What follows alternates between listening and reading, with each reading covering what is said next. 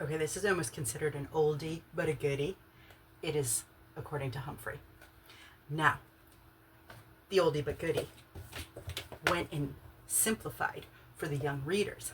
This is great for like first graders because it's way less text. Really, that's less. I promise you, that's way less. But the great thing is there's pictures. This illustrator, one of my students' favorite illustrators. But the series is awesome.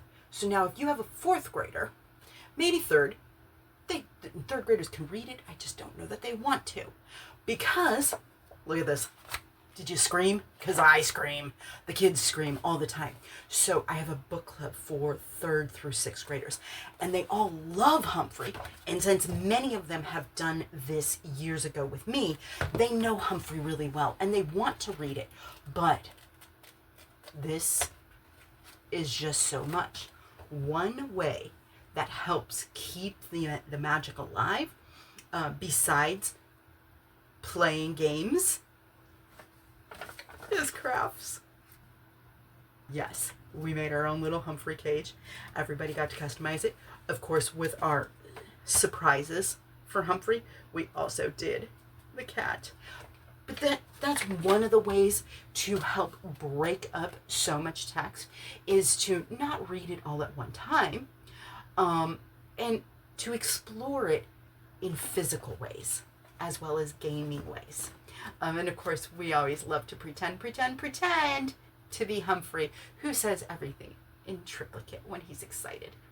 When is he not excited? I don't know. But it's a lot of fun. We have a vote going on for the next 4 books in Humphrey's series, because though we love it a lot, we had to take a break and move on to another series. But we want to come back because Humphrey is just so awesome. But Humphrey is also oh so overwhelming.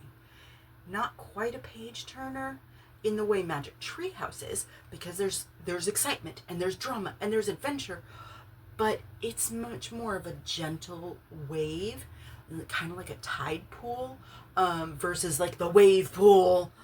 Yeah, it doesn't quite do that. And so that also makes it a little bit harder to read. Again, almost considered a classic because the writing style is a little different. But we love it. And the other thing that's really cool about it is everyone recognizes all of their classmates in the story because of the way the author has Humphrey describe each kid as a character. And it's always somebody we know, including ourselves.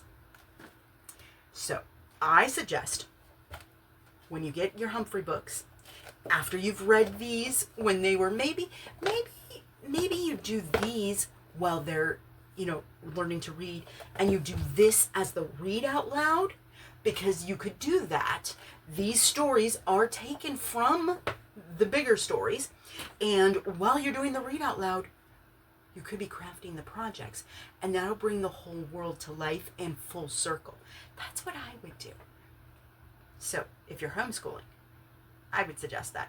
Micro schools, totally do this together, and then do this as the reading project where we're learning to read and we're learning to comprehend, because this is going to be complicated, but this is a great step together.